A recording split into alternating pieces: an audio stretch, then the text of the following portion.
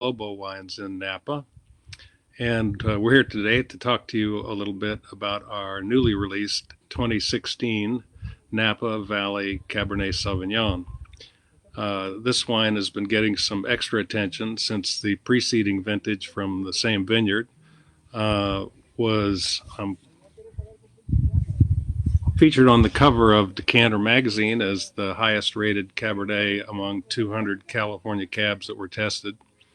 And with that kind of attention, uh, not only did the 2015 sell out almost immediately, but fully half of our inventory in the 2016 has also sold out just in the last few weeks. Again, a lot of attention to this wine, and we think justly deserved.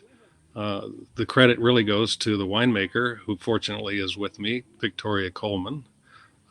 We've had the great and good fortune to have Victoria be our winemaker for our red wines for 12 vintages, and hopefully many more. But she's really the person, she's the artist that has produced this exceptional wine. Victoria? Thank you, Randy. Happy Sunday, everyone. So the vineyard for this wine, it's located in the Oaknell sub-appellation, which is just south of the town of Yountville, so North Napa. It is uniquely placed in a location in which it receives afternoon breezes from the San Pablo Bay, which keeps it cooler than many of the sub-appellations that are north of Oaknell. And that allows for cooling in the afternoons, and it allows for us to achieve optimum ripening throughout the growing season. 2016 was a pretty unremarkable year because it was just a perfect growing season all the way around. I think we might have had a spot of rain, more than a spot of rain, but maybe it was mid-October.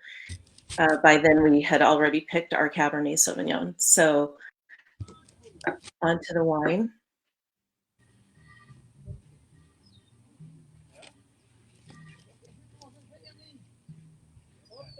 You'll find notes of raspberry, blueberry, some floral notes, maybe more like in between floral, candied watermelon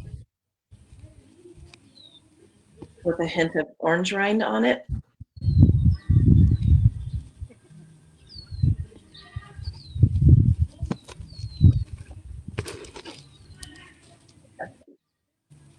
It's got really good acidity,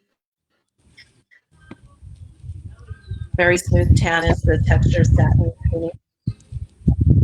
And there's a lot of red black fruits with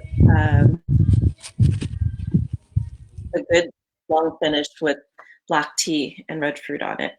A lot of good concentration.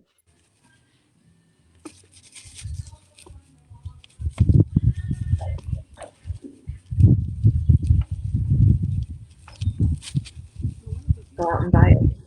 Yeah, for those of you that are Lobo fans, you know that we make two Napa Valley cabs. We make one from our vineyards near our home on Atlas Peak, which is at 1,300 feet elevation and rocky, volcanic, hillside conditions.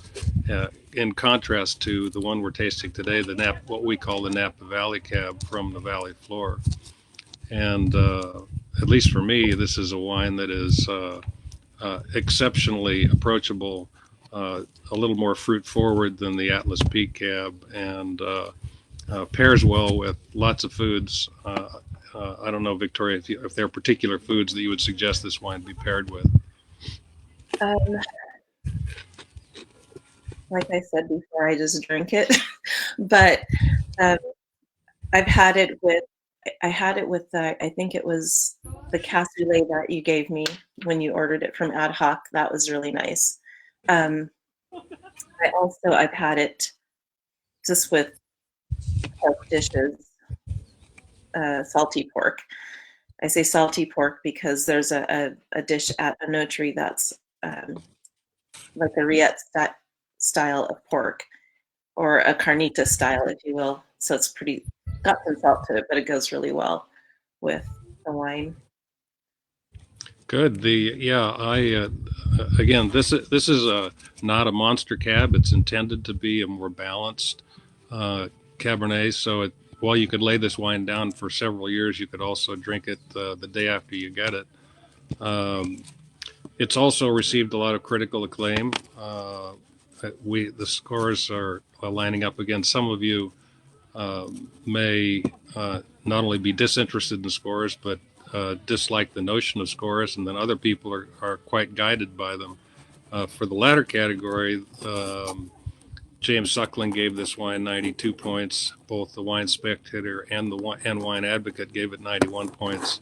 So these are all tough graders, and these are all exceptional scores, for which primarily we have Victoria to thank.